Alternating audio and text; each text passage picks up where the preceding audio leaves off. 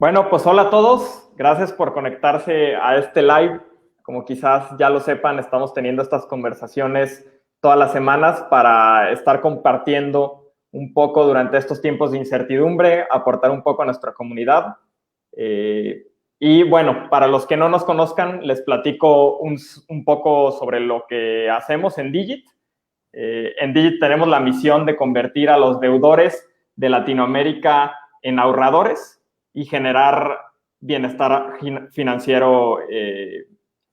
Y pues lo que empezamos haciendo es ayudando a las personas a salir de sus deudas de tarjeta de crédito a través de un refinanciamiento de la misma deuda de tarjeta de crédito.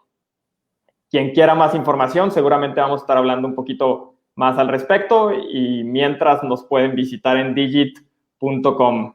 Digit se escribe con doble T al final.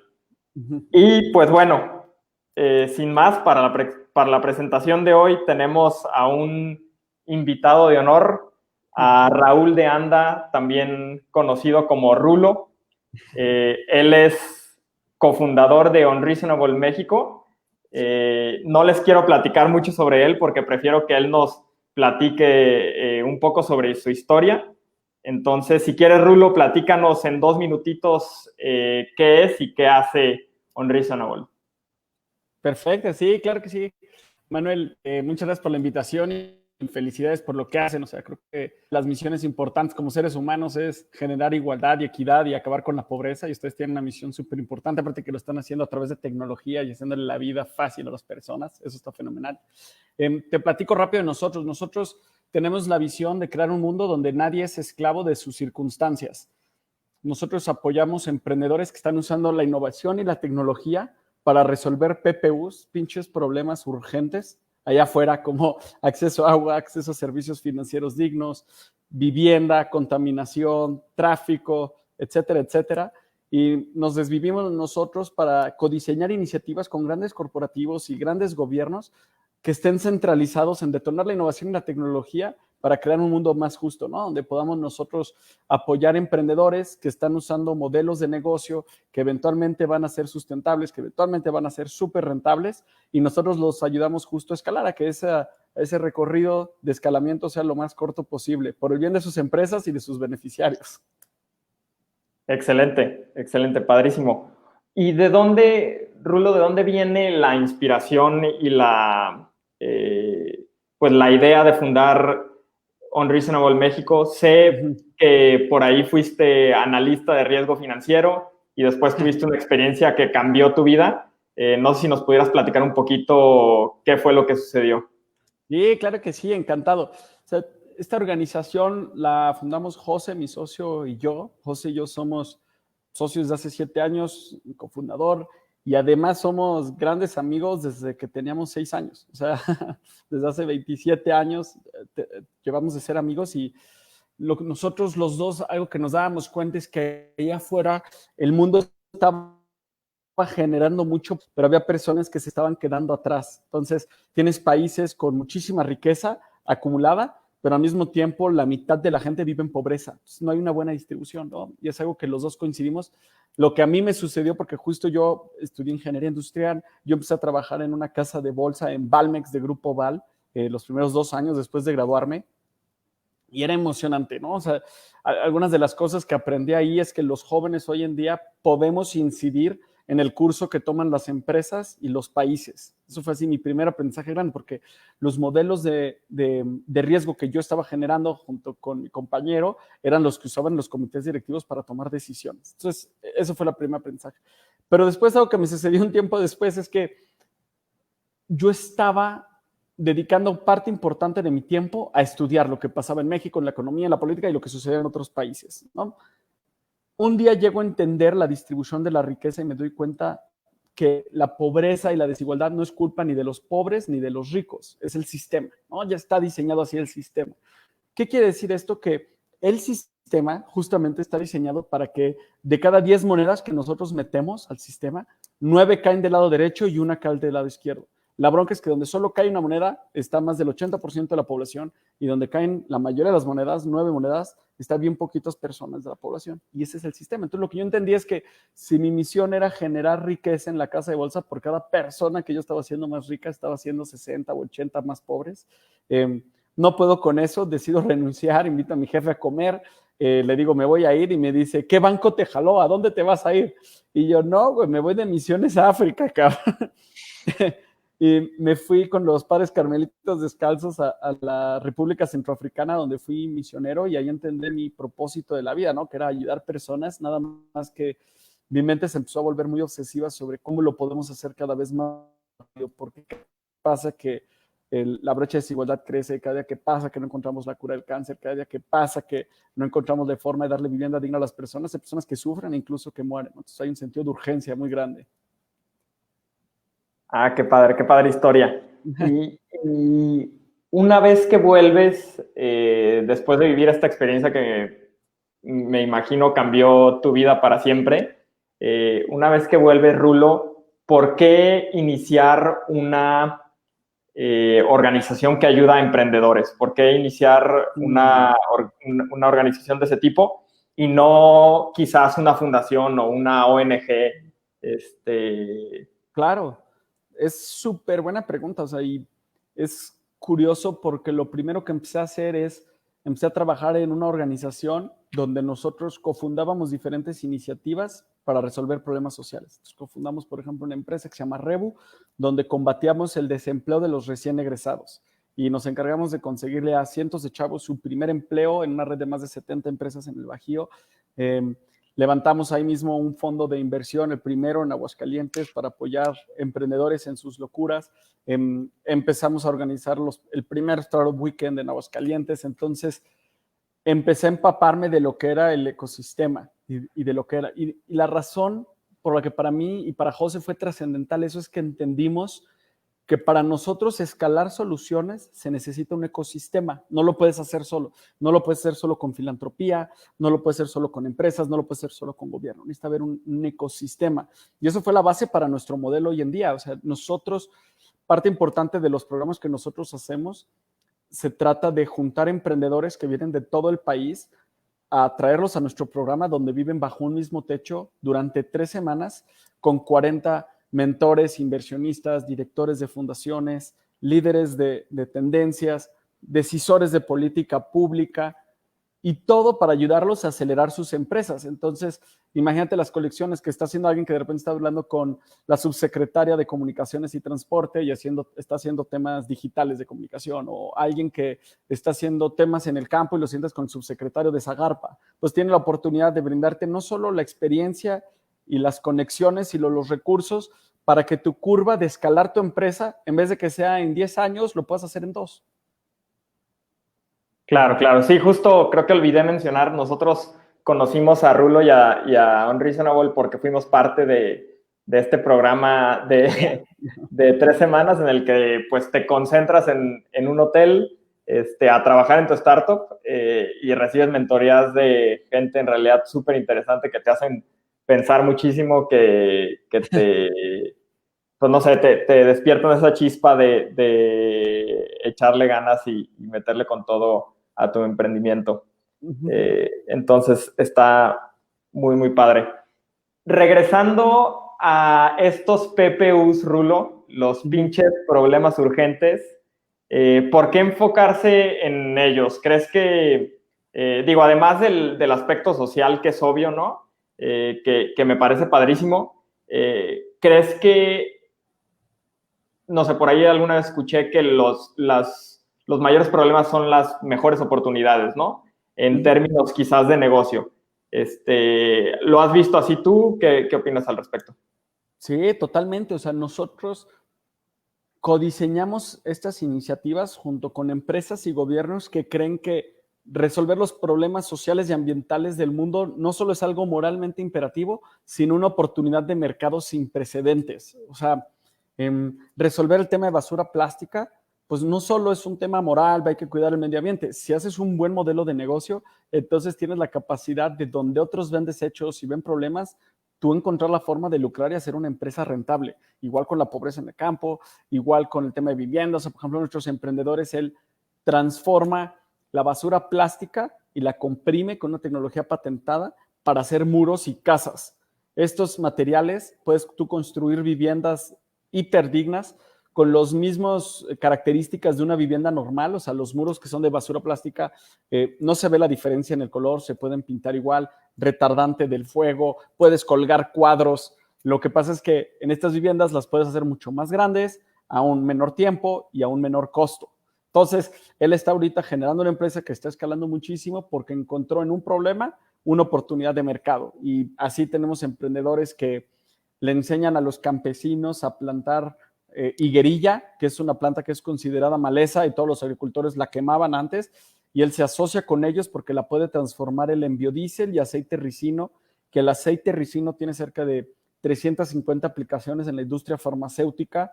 El biodiesel, bueno, es una energía, pero lo impresionante es que él se asocia con estos campesinos, entonces no son sus proveedores, porque si no siempre habría un incentivo perverso de quererles bajar el precio para comprárselos más barato, ¿no? Él se asocia con ellos, ha levantado ya cerca de 35 millones de pesos en fondo de inversión.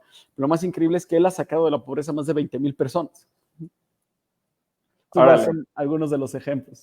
Wow, no, padrísimo. Que me recuerda un poco hay una plática de TED de un profesor de Harvard que quizás has visto, un profesor de estrategia famoso que se llama Michael Porter, que justo habla que las empresas privadas, la iniciativa privada es la que en realidad puede llegar a cambiar el mundo pues de una forma más rápida, más escalable, porque pues una fundación, si tú le metes 10 pesos, se acaban esos 10 pesos y pues desapareció la fundación, ¿no? Si tú a un negocio le metes 10 pesos, pues al rato ya son 12 y al rato ya son 14 y 16, etcétera, ¿no? Claro, totalmente. Entonces eso se me hace muy, muy padre. ¿Y cómo ves, Rulo? Bueno, no sé, las empresas más grandes del mundo ahorita son todas tecnológicas y de software, ¿no? O sea, Apple, Facebook, Alibaba, Microsoft, son todas empresas tecnológicas. Tú que estás en un lugar privilegiado viendo a cientos de emprendedores mexicanos, ¿cómo nos ves en ese sentido? ¿Ves cada vez más emprendimientos de estos, como es lo que yo esperaría y lo que me encantaría ver? ¿O cómo nos ves en ese sentido? Sí. Cuando dices nos, ¿te refieres al ecosistema, al país México? Más o menos. Pues al ecosistema emprendedor de México. Buenísimo. Definitivamente cada vez vemos nosotros más innovación, cada vez vemos más tecnología, proyectos, emprendedores y empresas más sofisticadas. Ahorita que decías lo de las empresas que son tecnológicas, de acuerdísimo, pero aún así, una empresa hipertecnológica, Airbnb, y este güey escribió una carta a sus stakeholders y dijo, no mames, lo que construimos en 12 años. Y dice, este año iba a ser que íbamos a salir a bolsa. O sea, los medios decían que iba a ser la salida de bolsa más perfecta en toda la historia, arriba de Facebook, arriba de cualquiera, y en 6 semanas se cayó un negocio de 12 años. Claro. Y ahí me gusta mucho acordarme algo que dice uno de nuestros mentores, que de hecho también es nuestro consejero, él es Arturo Galván. Para darte un poquito de contexto de él es uno de los 4 mexicanos que ha aparecido en la portada del Wall Street Journal porque él cofundó la empresa que trajo Internet a Latinoamérica, ¿no? Entonces, le ha tocado sortear 3 crisis enormes y salir exitoso de ellas. Y él dice, en las crisis siempre hay sectores ganadores y perdedores. Si no puedes estar tú en el sector de los ganadores, no te preocupes. Encuentra la forma de hacer negocio con los sectores perdedores, cabrón. Entonces, fíjate lo interesante. Hay sectores perdedores que aún así traen mucho capital, cabrón. Entonces, a ti te permite eso, ofrecerles una oportunidad de reinventarse, porque las empresas grandes, los corporativos, están cada vez más volteando a ver a las startups para generar negocio, porque les permite outsourcear departamentos de innovación y desarrollo, les permite acercar a tendencias, les permite acercarse a nuevas tecnologías. Entonces, se los voy a repetir porque es impresionante, ¿no? O sea, si tú no puedes estar en los sectores ganadores, encuentra la forma de hacer negocio con ellos, porque si tú encuentras la forma de resolverle un problema a alguien que trae capital, conforme esa persona vaya creciendo o esa empresa vaya creciendo, tú vas a poder crecer junto con él, porque te vas a volver un proveedor y una parte indispensable. Entonces, ahorita es un modelo súper valioso para los emprendedores de reinventar sus modelos de negocio y esta crisis lo que va a demandar es un nuevo estilo de liderazgo y una nueva cultura organizacional donde las empresas estén desarrolladas para aprender cada vez más y experimentar más en el camino. Claro, claro. Y sobre todo para emprendedores que su enfoque sean otras empresas, pues quizás ahorita las empresas están más abiertas a experimentar y a pues, hacer todo lo que se necesite para sobrevivir, ¿no? Totalmente de acuerdo. Oye, Rulo, entonces, si yo soy emprendedor, para los que nos escuchan, emprendedores que quieran arrancar un negocio ahorita, que traigan esa espinita, una idea, ¿qué les recomendarías durante tiempos de COVID? ¿Es buen momento? ¿Que se esperen? ¿Qué les diría? Nunca hay un buen timing. O sea, hay empresas que, o sea, el timing ideal es cuando tu mente está concentrada en resolver un problema. Entonces, si ese es el momento ahorita, a que se eche. Si va a ser en un mes o fue hace 6 meses, adelante. O sea, no hay una fórmula. Ha habido empresas que han logrado nacer a partir de las crisis.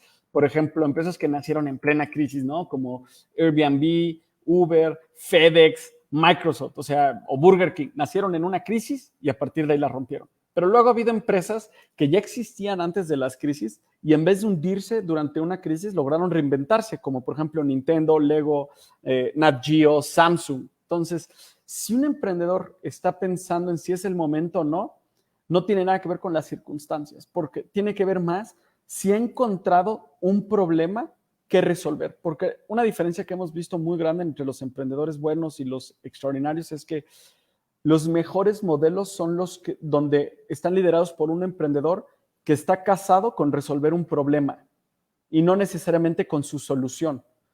Si un emprendedor está casado con el problema, no le importa si el día de mañana va a iterar su modelo, va a cambiar su modelo de ingreso, va a cambiar el modelo de negocios completo. Lo que él quiere es resolver ese problema. Entonces, por ponerte un ejemplo que es bueno escucharlo con casos que son muy conocidos, ¿no? Entonces, por ejemplo, Netflix. Olvídate de la tecnología. Ese güey sabía que quería llevar contenido a las casas, pero lo intentó a través de hacer la competencia Blockbuster, lo intentó a través de llevar DVDs a domicilio, lo intentó a través de vending machines, estas maquinitas que en vez de que te venden donas y refrescos, te vendían los DVDs ahí, los podías rentar y los podías regresar ahí. Y a final de cuentas desarrolló la plataforma. Pero él intentó muchísimos porque el problema que él quería resolver era llevar contenido y estuvo iterando. Si su visión hubiera sido ganarle a Blockbuster, no lo hubiera ganado, ¿no? Entonces, que los emprendedores se casen con el problema y no con su solución. Claro, está padrísimo. Bueno, para todos los que nos escuchen, olvidé comentarlo, también nos pueden agregar comentarios, preguntas que quieran que le hagamos a Rulo y con mucho gusto aquí se los podemos hacer. De los pinches problemas urgentes, Rulo, en México, ¿cuáles son los que más te entusiasman que se resuelvan? ¿Cuáles son los que tú estás más emocionado de que los emprendedores se pongan a trabajar en ellos? Para quizás alguien que está buscando una idea, que tiene muy claro que quiere ser emprendedor, pero no sabe por dónde empezar, ¿cuáles serían algunas áreas en las que tú crees que hay mucha oportunidad y mucha, pues también mucha urgencia por resolver ese problema, ¿no? Mira, te voy a responder en 2 sentidos. Uno, lo que a mí personalmente diría, le pido a Dios que se acabe esto ya, y otro donde yo veo que hay burbujas efervescientes de oportunidades. Okay. En lo primero, para mí, todo lo que tiene que ver con primera infancia. O sea, desde los menos 9 meses, güey, hasta los 5 años, todo lo que tiene que ver con salud, educación y cuidado, ¿no? De los niños. Porque si tú haces tú puedes generar modelos educativos, pero si el niño pasó hambre entre los menos 9 meses y los 5 años, lo que va a poder absorber va a ser mínimo comparado con alguien que sí está bien alimentado. O si un niño fue sometido a violencia en esta época, en la primera infancia, va a marcar con una alta probabilidad el resto de su vida. Entonces, para mí, si eso se logra resolver, aparte son las personas más inocentes, ¿no? Los bebés. Entonces, si yo pudiera decirte, vamos a resolver todos los problemas que hay alrededor de la primera infancia, se resolvería automáticamente todo después. Donde yo he visto que hay muchísimas oportunidades y nosotros hemos visto es todo lo que tiene que ver con servicios financieros, hay una alta probabilidad, todo lo que tiene que ver con energías, hay una alta probabilidad, y energías puede ser desde solar, eólica, o sea, hay muchísimas oportunidades, todo lo que tiene que ver con artesanías, porque hay mercados, no solo en México, sino internacionales, que están dispuestos a pagar un sobreprecio sobre el modelo. Y si el modelo de negocio tiene una buena distribución de riqueza con las artesanas, se resuelve el problema raíz y es escalable. Los modelos donde las personas pueden, o los emprendedores pueden apalancarse de tecnología, aunque no sean ellos los que las desarrollen, pero que se apalanquen de la tecnología, por probabilidades van a tener una mejor eficiencia y eficacia. ¿A qué voy con esto?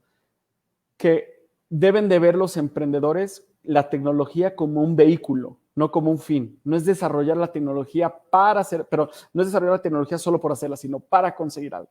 Entonces, uno de nuestros emprendedores, por ejemplo, Someone Somewhere, ellos apoyan artesanas en 7 estados ya. Tienen una marca de ropa, y es de las marcas de ropa de mayor crecimiento en México, donde una artesana que trabaja con ellos incrementa sus ingresos más de 500%. Los emprendedores ya levantaron más de $2.5 millones en inversión. Tienen una marca muy aspiracional porque ya tienen 6 tiendas, comercio, e-commerce, obviamente. Entonces, es muy poderosa la marca y ya están a punto de abrir Estados Unidos. Pero ellos saben que, que sus artesanas trabajando únicamente 5 horas al día van a ganar 400 o 500% más que las vecinas que no trabajan con ellos. Entonces, dentro de más ropa ellos venden, más personas están sacando de la pobreza.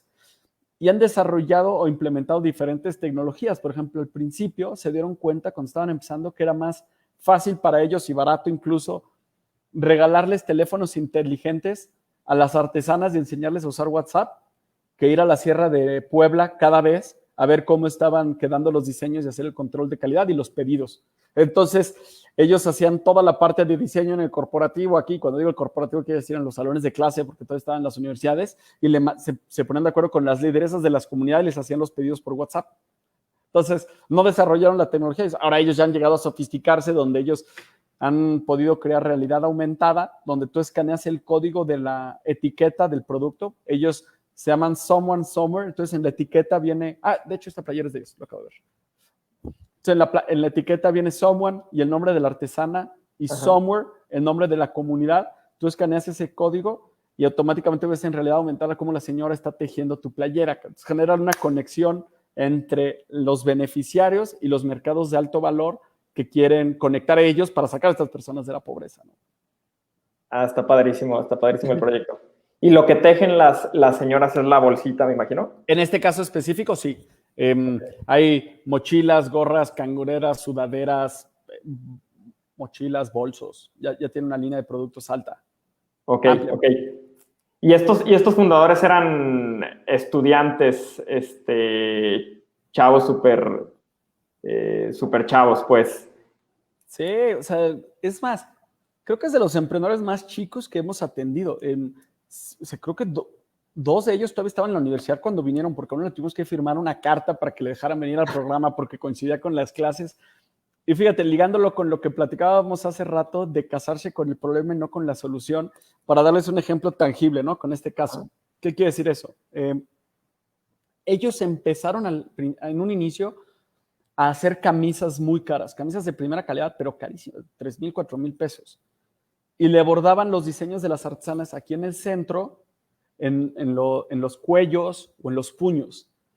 Y cuando estaba en nuestro programa, estaban en un taller con uno de nuestros mentores. Él es el creador del coche de Google que se maneja solo.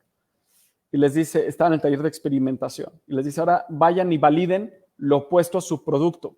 Y ellos así como, oye, pero ¿cuál es nuestro producto? O sea, ¿qué es lo opuesto? Entonces se ponen a pensar, ¿qué es nuestro producto? A ver, nuestro producto son camisas caras y lo opuesto son playeras baratas. Se fueron al centro comercial a ver si compraron estas playeras de 40, 50 pesos, color sólido, y le bordaron estos diseños, así a la mano ellos, pero a la mano se los llevaron a las universidades y estaban en las universidades validando si la gente se los quería comprar y la gente se empezó a anotar en lista de espera.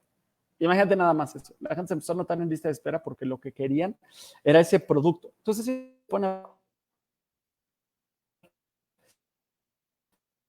Oye, nos tardamos meses convenciendo a nuestros ricos que no quieran comprar las camisas y estos chavos. Entonces cambiaron totalmente el mercado de hacer un producto premium para una gama muy formal, muy etiquetada, muy rigurosa, a hacer y encontrar un mercado nuevo millennial.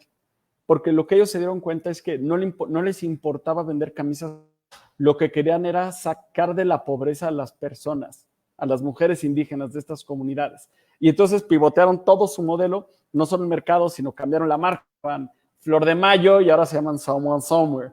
Entonces, es uno de los ejemplos que nosotros funcionan muy bien cuando los emprendedores se casan con el problema y no con su solución. Está padrísimo y creo que nos deja varias lecciones estos chavos, ¿no? Para empezar, el tener el espíritu de sí se pueden hacer las cosas, aunque tenga 18 años y quizás nunca haya tenido un negocio formal, claro. Y me imagino pocos recursos, haciendo ellos mismos, bordando las camisas, yendo a la universidad a venderlas, validando su producto por sí mismos. Creo que esas lecciones están muy padres y como dijiste al principio, ¿no? Es muy padre pensar que cualquier persona de cualquier edad, los jóvenes pueden en realidad hacer un cambio e impactar positivamente el mundo. Totalmente. Eso se me hace muy padre. Podemos, Manuel, no nos excluyas de ese segmento, por amor de Dios. Claro, por supuesto. Oye, Rulo, ¿y qué nos falta en México o cuándo va a llegar en México un unicornio, suena muy cliché, pero el Google mexicano, o ahí viene, ya se fundó, ¿qué está pasando? Bueno, yo creo que no está cerca, ¿no? Se puede, dependiendo de lo que consideremos con unicornio. Si es una empresa que cotiza en bolsa, pues estamos lejos. O sea, solamente hay que entender qué conlleva a salir a bolsa. Entonces, si tú te pones a ver en las empresas que cotizan en bolsa en Estados Unidos, de las top 30, 15 al menos fueron creadas en los últimos 10, 15 años. Al menos la mitad. Tienes a Facebook, tienes a Twitter, etcétera, etcétera. Si tú te pones a ver las empresas que cotizan en bolsa en México, las últimas fue hace 20 años. Entonces, no es tan sencillo llegar a bolsa. O sea, la mayoría de las empresas que cotizan en bolsa en México es es de tercera generación, para empezar, ¿no? O sea, tienes Bimbo, tienes La Costeña, Televisa, evidentemente, las que ya conocemos. 2, no hay incentivos todavía alineados, no en la visión del emprendedor, ¿no? Pues él siempre va a querer sacar su empresa a bolsa, sino en el ecosistema alrededor de él. Tienes empresas enormes como Cinépolis que están en más de 15 países y no cotiza en bolsa.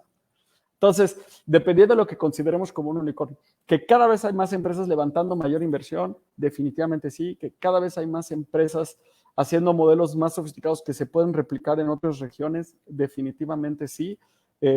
Me gustaría pensar que antes de que acabe el 2030, la respuesta va a cambiar y te voy a decir, ahí está afuera el unicornio, lo llamemos bajo las características que queramos.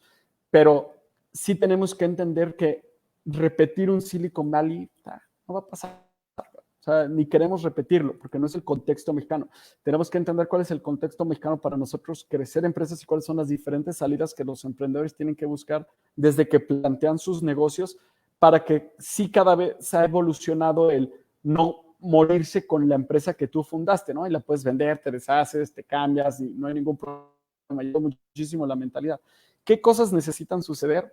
Veo 3 definitivamente. O sea, que fondos de inversión estén dispuestos a arriesgar mucho más. No solo cuando ya tiene, el emprendedor está buscando la serie B o serie C, pues sí, pues obviamente si ya tiene un modelo de negocios comprobado, pero pues a final de cuentas necesitamos que más inversionistas estén dispuestos a invertir en 10 empresas y sabiendo que 6 se van a ver en el intento. Necesitamos emprendedores buscando generar modelos mucho más innovadores. La parte de innovación en México es un tema súper complejo porque todavía no nos atrevemos. Creo que todavía sí hay algo de tal, nos la tenemos que creer, que somos mexicanos, somos unos chingones, tenemos muchísimos recursos y no solo tenemos que encontrar la forma de hacer negocios en nuestra comunidad. Y lo tercero tiene que ver cómo piensas a escala grande desde pequeño, pero al mismo tiempo te concentras en hacer un modelo rentable desde el principio. Entonces, un ejemplo. Uno de nuestros mentores, él es el que creó Yahoo Answers y lo llevó de 0 a 90 millones de usuarios.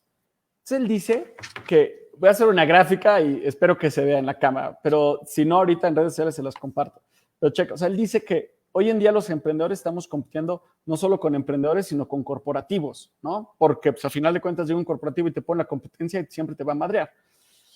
Si nosotros vemos eje X y Y, eje X es la línea del tiempo y eje Y son los recursos, ¿no? Entonces tenemos abajo el tiempo y los recursos. Recursos entendamos como dinero, talento e infraestructura, ¿no? Entonces, tú haces una empresa que sea un nuevo buscador, nunca vas a tener más talento, nunca vas a tener más recursos ni más dinero que Google, ¿no?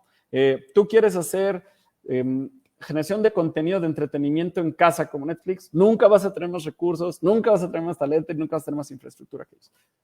Entonces, evidentemente, si nosotros comparamos dónde está un corporativo en esta línea, en el punto donde una startup empieza, el corporativo va a estar, perdón, creo que ya no se ve, ahí. El corporativo siempre va a estar arriba y la startup abajo, ¿no? Entonces tenemos un corporativo que siempre va a tener más recursos que una empresa, este es un corporativo y este es una startup, así, ¿no?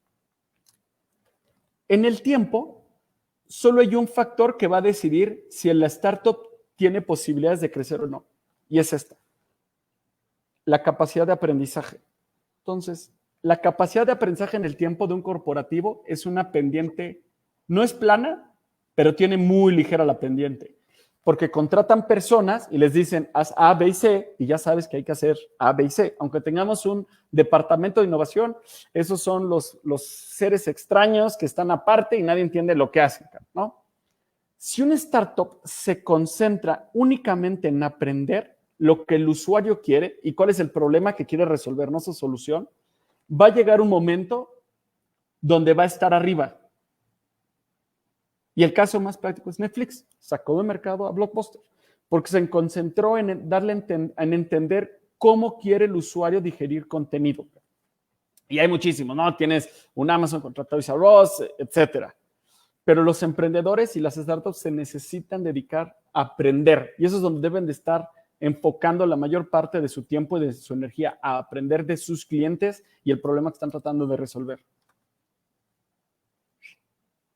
De acuerdo, de acuerdo. Ah, padrísimo. Y justo complementando, yo creo que ese aprendizaje se obtiene de, pues básicamente de estar experimentando, de estar lanzando diferentes alternativas, de estar recibiendo feedback, hablando con usuarios y teniendo cadencia, ¿no? Y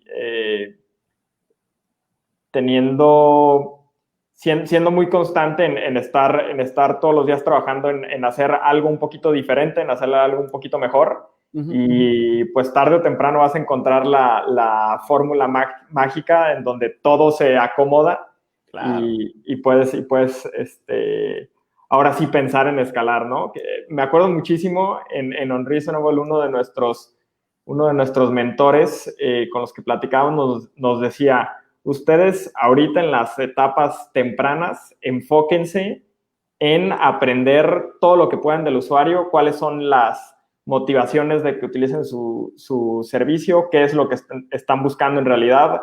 Ya después se preocuparán de cómo se lo hacen llegar a 20 millones de mexicanos que tienen deuda de tarjeta de crédito. Ahorita, fíjense o averigüen qué es lo que quieren. Y mientras haya apetito, el encontrar cómo entregárselos a esas personas es lo de menos, ¿no? Totalmente, totalmente. Oye, justo me metí rápido al grupo de WhatsApp que tenemos en el consejo de nuestra organización y hoy les mandé esta foto. Lo voy a ligar con lo que estábamos hablando hace rato de los sectores ganadores y perdedores. Son los resultados trimestrales. Ok. Son los resultados financieros de este último trimestre. Todos los que están en verde arriba son los sectores ganadores y los que están en rojo son los sectores perdedores. De empresas públicas en México, ¿verdad?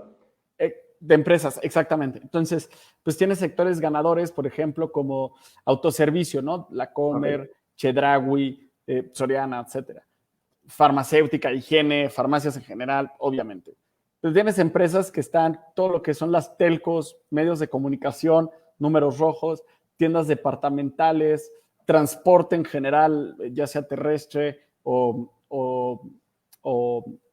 Aéreo. aeronaves, aerolíneas, perdón, hotelería. Entonces, al ratito lo publicamos en nuestras redes para que lo puedan ver ahí, porque deberá de estar despertando en las chispas oportunidades de negocio con la crisis que hay en los emprendedores. Y si ya traen la chispa, le tienen que dedicar más energía y platicar más y estudiar más para que va a llegar un momento donde sea, esta es la idea eureka y a partir de ahí puedo arrancar a hacer algo interesante por el mundo y cambiar algo, ¿no? Claro, claro. Oye, Rulo, nos pregunta Moni acá en los comentarios que en el caso de Unreasonable, ¿cómo tuvieron que adaptarse frente a los cambios del COVID? ¿Qué están haciendo diferente? Me imagino que estos programas de encerrarse 3 semanas en un hotel, pues ya no, ahorita están en pausa, pero ¿qué más tienen en el pipeline? Claro. Entonces, buena pregunta. Te platico, de todos, o sea, nosotros cuando empezó esto, ya traíamos, digamos, un 10%, un 15% de nuestras operaciones y nuestros ingresos provenientes de programas que eran virtuales. Entonces, nosotros, de todos los programas, y para darte poquito contexto, Moni, de todos los programas que nosotros operamos, y debemos atender al año cerca de 40 emprendedores, seleccionamos a 10 que entran a un programa tipo Sociedad Secreta. Entonces, esos emprendedores que son hiperseleccionados de todos los que vemos se entran a un programa de un año a través de un modelo de membresía y es un programa virtual donde les hacemos consejos consultivos, los ayudamos a levantar capital, incrementar ventas. Eso sigue funcionando exactamente igual, ¿no? ¿Qué cosas tuvimos que cambiar? Nuestros programas que eran físicos tuvimos que adaptarlos a digital. Entonces, teníamos un programa de entrenamiento de una semana para emprendedores en etapa temprana. Este lo tenemos junto con Citibanamex. Entonces lo adaptamos en 2 sentidos. Uno, cuál era la propuesta en 3 sentidos. Uno, la propuesta de valor para el emprendedor. 2, la alineación con la necesidad del contexto del país.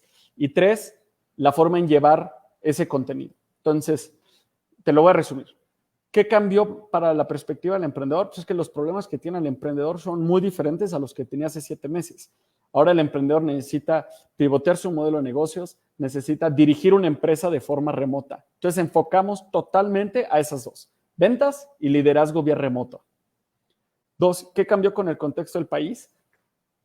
Decidimos que todas las empresas que entraron en este programa tenían que estar usando la tecnología para generar empleo de forma masiva. Todo lo que es trabajo decente. Entonces dijimos, esta va a ser una iniciativa de reactivación económica. Entonces son los 2 primeros pasos. Y el tercero, lo que cambiamos es cómo les llevábamos ese contenido. ¿Y cómo les llevamos ese contenido? Pues si antes, como decías, Manuel, los reuníamos en una misma casa, ahora lo tienen que hacer desde sus casas. Entonces hicimos un programa digital, una plataforma que nosotros desarrollamos 100% y tuvimos que generar esas capacidades porque no había nada ya afuera en el mercado. Digo, obviamente hay plataformas como Zoom o StreamYard y así, pero eso siguen siendo webinars. Nosotros queríamos que la gente desarrollara capacidades y generara conexiones. Entonces, tuvimos que hacer una plataforma donde la gente pudiera ver videos ya pregrabados, pero también sesiones en vivo, descargar los materiales de las sesiones allá mismo, subirlos allá mismo y recibir retroalimentación 24 horas al día. Todo eso lo logramos hacer en un mes gracias a Banamex y lo que hemos hecho con ellos. Y así como te di este ejemplo en específico, tuvimos que adaptar. Mi recomendación, y lo voy a agregar con las cosas que les decía al principio, no es nada más digitalizar por digitalizar, es entender el contexto. O sea, se tiene que entender cuál es el contexto de las personas que se quieren beneficiar, ya sea tus clientes, tus usuarios o tus beneficiarios, ¿no? Y es lo que tú decías hace rato, Manuel, te tienes que dedicar a aprender y aprender y aprender. Una vez que ya entiendes cómo cambió el contexto o el panorama y cuáles son las necesidades, entonces ya ves cuál es la forma más efectiva de brindarles la solución. Pero primero tienes que identificar el contexto de los que viven el problema. Entonces, así es como hemos tenido que adaptar algunas de nuestras iniciativas. Cosas que también pasaron interesantes o divertidas a raíz de esta crisis, que diferentes gobiernos y empresas nos empezaron a pedir diferentes productos y servicios que no teníamos. Entonces, un gobierno nos pidió un programa de entrenamiento para la población en general de 3 meses. Y antes nosotros solo hacíamos programas donde nosotros seleccionábamos a los emprendedores. Entonces, es jugar un juego totalmente diferente. Una empresa nos pidió desarrollarles toda su estrategia de comunicación para los proyectos sociales que teníamos. Nunca lo habíamos hecho, ¿no? Pero ellos nos buscaron, dijeron, oye, comunican súper chido, ármenme algo. Pues no mames, en tiempos de crisis, claro, güey, dime cuál es tu dolor y luego busco la medicina acá. Entonces así, Moni, más o menos. Espero haber respondido a tu pregunta. Sí, yo creo que sí. Yo creo que sí. Y si no, que nos vuelvan a preguntar ahí en los comentarios. Sí. ¿Qué nos recomiendas, Rulo? Ahorita que platicaste que estaban ayudando a los emprendedores a trabajar de manera remota, ¿qué recomiendas para que las empresas funcionen bien de esa manera? Para todos los que estamos trabajando de repente remoto, no sé, en Digit tenemos una persona trabajando en Estados Unidos y estamos empezando a trabajar con otra persona en Rumania. Entonces, pues ahora te quizás habilita estas formas de trabajo y el poder trabajar con muchas más personas en diferentes latitudes, pero pues también trae muchos problemas, pues no, quizás no problemas, pero desafíos, ¿no? En la comunicación. ¿Qué es lo que les están recomendando, Rulo, a las personas? Buenísimo. Te resumo, y de hecho creo que damos 2 semanas de entrenamiento específicamente en estas 3 o 4 cosas que les puedo compartir ahorita. O sea, número uno es entender y cuidar a las personas. O sea, hay que entender que lo primerito es entender que todos estamos ahorita bajo situaciones extremas. Nunca nadie había visto esto. O sea, no conoce a nadie tú que te diga, sí, cuando pasó esto hace 10 años, y le puedas preguntar, ¿no? Si tú, Manuel, quieres levantar inversión, le puedes preguntar a 50 personas alrededor de ti, oye, ¿qué me conviene? ¿Fondeo colectivo, capital semilla o ya sentarme con un fondo de inversión? Porque cientos de miles de emprendedores fuera del mundo lo han hecho. Esto nunca nadie lo ha vivido. Entonces, eso es lo primero, entender que nadie ha vivido esto. Y eso te va a arrojar a un apartado B de esto, que es cuidar a las personas. O sea, los emprendedores, a final de cuentas, tienen una responsabilidad grande para con su equipo, porque su equipo está confiando en ellos, creyendo en la visión de la organización. Entonces, es su rol cuidarlos, ¿no? Mantenerse cercanos, porque si las personas viven solas, de repente viven muy, muy solas, ¿no? Si viven y había medio problemas con la pareja, pues hay situaciones. Si tienen niños, ni se diga, o sea, ya pasaron a ser profesores. Entonces, entender el contexto y cuidar a las personas del equipo. Lo segundo es diseñar una arquitectura de comunicación. O sea, ¿cómo se van a ver las reuniones? Cambian definitivamente. Por ponerte un ejemplo, José y yo comemos todos los lunes para tomar decisiones estratégicas. Desde si vamos a sumar nuevos consejeros, nuevas oportunidades de negocio, la visión de la organización. Todos los lunes comemos. Ahora lo que tuvimos que cambiar es, oye, ¿sabes qué? Mejor vamos reuniéndonos 1 o 2 horas a la semana, pero ya no podemos comer.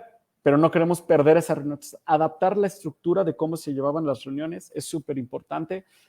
Ahora yo con las personas con las que trabajo directamente en la organización, me reúno con ellos 7 minutos todos los días a las 9 de la mañana para ver cómo estamos, revisar las prioridades del día anterior y las prioridades de este día, ¿no? Y dónde necesitamos ayuda. Entonces, diseñar una arquitectura de comunicación que todo el equipo sepa para qué funcionan, cuál es el objetivo y para qué es importante que ellos estén ahí. Porque si antes, imagínate, te pasaba que te daba hueva entrar a una reunión, ¿no? Porque puede pasar cuando se empiezan creciendo, pues empieza a haber reuniones de todo. La diferencia está en que pues ellas entraban y ya veían si opinaban o no. Ahora apagan la cámara y ya no sabes si están en la reunión o no. Entonces, diseñar una arquitectura de la comunicación que haga sentido para todos, que sea inamovible, porque si no se va a prestar, es bien sencillo mandar un WhatsApp y decir, sí, lo vemos mañana. Entonces, las empresas van a empezar a perder tiempo y ahorita lo que más necesitan es capitalizar los aprendizajes en la menor cantidad de tiempo posible. Lo tercero tiene que ver con esquemas de toma de decisión. Las organizaciones ahorita, hay diferentes modelos. Nosotros usamos uno que se llama LATSI, donde se define desde antes a quién se le va a consultar sobre situaciones en específico, quién lidera el proyecto, quién apoya y quién decide. Porque si no, la mayoría de los medios de comunicación que tienen las empresas de estructuras internas es WhatsApp. Entonces, si empiezan a preguntar algo en el WhatsApp, todos van a opinar. o si empiezan a preguntar en Click o Slack, la plataforma que usen, todo van. Entonces, incluso cuando hay equipos pequeños, se debe de decidir quiénes son los que toman las decisiones y bajo qué contexto. Y lo último es desarrollar liderazgos internos. O sea, que los directores, subdirectores o gerentes sean personas que se encarguen de desarrollar personas, no solo ejecutar misiones. Son esas cuatro cosas. Ok. Está padrísimo. Está padrísimo. Creo que vamos a tener que ir a uno de tus programas porque suena súper interesante. Oye, Rulo, una de las cosas que quería preguntarte, pues yo creo que desde que tomamos el programa es cómo le hacen, o sea, en Irrazonable se nota luego cuando interactúas con cualquier persona de la organización que tienen una cultura padrísima, que todos en el equipo sienten un ownership o se sienten parte de la empresa. Todos siempre muy dispuestos a ayudarte, todos con mucho entusiasmo. ¿Cómo le hacen o cómo le hicieron para diseñar esa cultura? Porque yo creo que no fue accidental, yo creo que sí fue algo que tú y José pues crearon. ¿Cuál es el secreto ahí? Muchas gracias. Muchas gracias por tus palabras, Manuel. Sí, definitivamente. O sea, es algo que José y yo le hemos invertido tiempo desde el minuto 1 que arrancamos. Nosotros entendimos que el día de mañana podemos cambiar nuestro modelo de negocio, podemos cambiar lo que hacemos, podemos empezar a dedicarnos a la política, hacer lo que sea, o sea, podemos cambiar. Lo que no vamos a poder cambiar es la cultura organizacional. Y para nosotros eso es lo más importante. Entonces, desde el inicio le hemos dedicado tiempo para que la cultura organizacional gire en torno de nuestros valores y los valores de nuestra organización. Entonces, cuando tú generas un equipo que gira alrededor de valores con prácticas culturales, ya las personas que entren se van sumando y se van sumando y se van sumando, ¿no? Y entienden que así es esto, y eso es la normalidad. Si una persona, por ejemplo, entra a la organización, va a ver cómo José y yo interactuamos y el reflejo de la interacción de los cofundadores, en caso de que haya dos o las primeras contrataciones, se va a permear en la cultura. Si yo le miento a José, la gente le va a mentir al director de al lado, ¿no? Porque se vuelve una práctica cultural. Entonces, creo que ahí hay 3 recomendaciones sencillas. Es, una, tener muy claro cuál es la visión de la organización y los valores. 2, diseñar 2 prácticas culturales alrededor de cada uno de estos valores que se puedan repetir semanal o quincenalmente. Y lo tercero, hablar de la cultura organizacional y tomar decisiones. O sea, quiere decir esto que si alguien hace un comportamiento que no va alineado con la cultura, afrontar la situación. Y por contrario, si alguien hace algo que está increíble para la cultura, publicarlo y felicitarlo en frente de todos, así como si hubiera cerrado un contrato, porque es igual o a veces hasta más valioso. Claro, claro. Padrísimo. Qué bueno que estamos grabando esta conversación porque seguro voy a regresar a estudiar y anotar todos los tips que nos estás pasando, Rulo. ¿Qué va? Tenemos un par de preguntillas. Guillermo Huerta nos pregunta, ¿qué tipo de empresas o negocios crees que sean los que más trabajos les cueste recuperarse cuando se vuelva a la nueva normalidad? Yo creo que van a ser los trabajos adentro de las empresas o los negocios que más fuerte bajaron la curva. O sea, los que venían así y tuvieron la pendiente más radical son los que más. Por ejemplo, hotelería le va a costar mucho reactivarse. Hablamos con un grupo aeroportuario, nos estaban diciendo que ellos están proyectando volver a tener el tráfico aéreo en sus aeropuertos como lo tuvieron en este enero, antes de arrancar la pandemia, no en 2 meses, no el siguiente enero, en 7 años. Okay. Porque el cambio fue tan radical que eso pesa en los comportamientos de las personas. Entonces, por ejemplo, consultores antes que chance vivían en Monterrey, iban a México de negocios o viceversa, tuvieron que adaptarse y empezar a tener reuniones por Skype, Hangout, etcétera, y de repente pues van a empezar a decir, oye, güey, como que pues ya no necesito ir tanto, ¿no? Chances iba 5 veces al bimestre, ahora voy 1 o 2. Y por otro lado, va a haber una derrama económica, va a haber una reducción de ingreso per cápita fuerte, que chance antes viajabas mucho por placer y ahora chance te vas en coche. Entonces, son estos negocios o estas empresas donde tuvieron un bajón tan más radical. Claro, claro.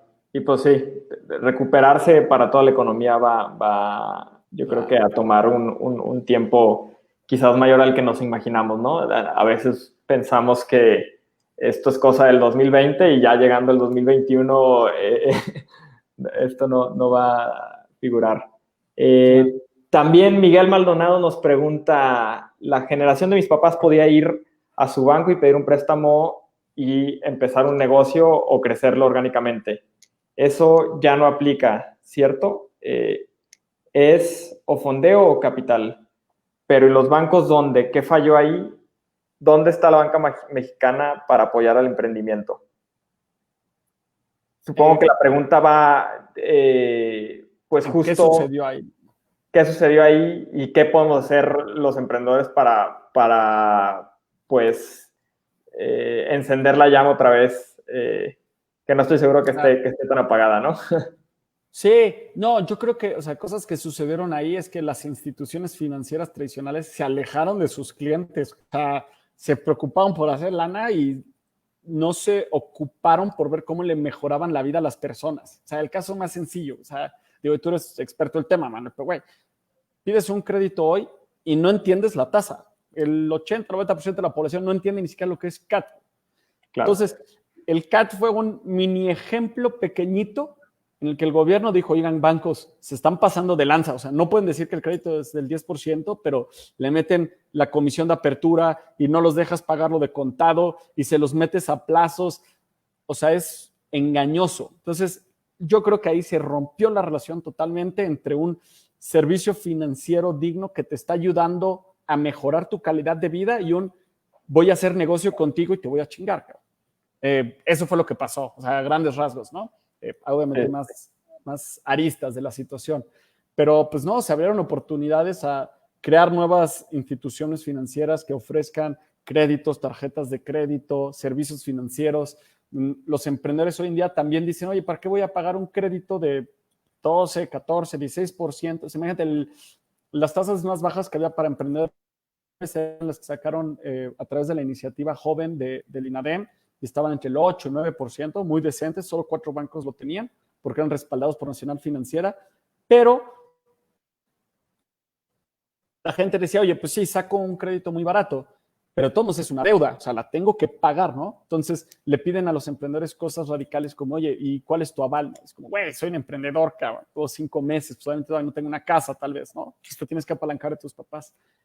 Eso también un emprendedor dice, oye, ¿sabes qué? El costo financiero es bajo, pero no me agrega valor recibir esa lana. Prefiero compartir parte de mi empresa, pero si estoy en el mundo de los servicios financieros, quiero que me invierta el ex subsecretario de Comunicaciones y Transporte, o quiero que me invierta el que trajo la empresa, que fundó la empresa que trajo Internet a Latinoamérica, porque ellos van a ayudar a que si yo proyectaba mi negocio que fuera rentable en 5 años, lo pueda hacer en 2. Entonces, todo lo que es capital inteligente que aporta mucho más valor a veces que el dinero en sí. Claro, claro. Otra pregunta, Rulo, que nos hace Enrique es si nos puedes dar más ejemplos de empresas que hayan estado impulsando con enfoque altruista a sectores de la población de bajos recursos, así como algunos que ya nos platicaste. ¿Se te ocurre algún otro? Sí, claro, puedo pasar 3 horas hablando de ellos, pero sí, así rapidísimo y voy a tratar de escoger diferentes sectores vulnerables. El modelo de Someone Somewhere, que les platiqué, apoya artesanas. Para que se dé una idea, las artesanas dice que es el sector más vulnerable, porque son 3 veces discriminadas. Son pobres, son indígenas y son mujeres. 3 veces discriminadas. Entonces ellos están trabajando con ellos. Otro sector vulnerable son las familias de las personas que están privadas de su libertad. Conocemos, por ejemplo, INSADE, que trabaja con ellos y hacen cosas increíbles, ayudándolos a que cuando salgan de la cárcel, si pasan un test de elegibilidad, cambio de comportamiento, psicométricos, etcétera, tengan un autoempleo a través de comercio electrónico. DERTEC, ellos en el campo le enseñan a la gente a plantar la higuerilla y él se las compra para transformarla en biodiesel y aceite ricino. Ahí estoy hablando de artesanos, productores, personas privadas de la cárcel. Rutopía. Ellos son una plataforma tipo Airbnb que organizan viajes y experiencias en comunidades rurales. Entonces tú, en vez de viajar a una ciudad, vas a una comunidad exótica, increíble, mexicana, te hospedas con Don José y además le contratas la experiencia a Don José para que te enseñe cómo son los plantíos de mezcal, por ejemplo, ¿no? Entonces, ellos generan derrama económica en los sectores de pobreza extrema en el país. Ok, Pero ok. sí me puedo echar horas. No, pues están padrísimos. Y todos estos han sido emprendedores que han estado en sus programas, ¿verdad? Los que platiqué ahorita, los 4, sí. Sí. Ah, excelente. Qué chido, qué chido. No, hombre, pues podría pasarme yo también otra hora haciéndote preguntas, Rulo. Estos temas son de los que más nos gusta platicar aquí internamente en Digit. Entonces, pues te doy muchísimas gracias por haber estado aquí, por haber venido a compartirnos pues, todo lo que nos has platicado. No sé si quiera, Rulo, para cualquier interesado que nos esté escuchando, decirle dónde podrían saber más sobre Irrazonable en caso de que quisieran conocer un poquito más, quisieran conocer sobre sus programas. Claro. Y de hecho, o sea, estamos generando continuamente oportunidades para emprendedores y compartiendo mucho contenido valioso para los emprendedores. Nos pueden seguir en redes sociales, Facebook, Twitter, Instagram, LinkedIn, como @unreasonablemx. Justo como lo pusieron ahorita en el letrero, @unreasonablemx. Si nos siguen en Twitter y Facebook e Instagram, al ratito comparto estas imágenes que les pasé de cómo las startups pueden competir aprendiendo a lo largo del tiempo para tener más recursos eventualmente que las empresas grandes y los sectores ganadores y perdedores del último trimestre. Excelente. Bueno, pues te agradezco muchísimo, Rulo. Y si ya no hay ninguna otra pregunta, A ti, Manuel, muchas gracias. Les agradecemos a todos los que nos escucharon y nos estamos viendo por aquí para los próximos lives. Segurísimo. Muchas gracias, Manuel. Felicidades por lo que hacen. Te mando un abrazo y me saludas a David, Moni, por allá. Claro, con gusto. Igualmente un abrazo, Rulo. Chao. Hasta luego.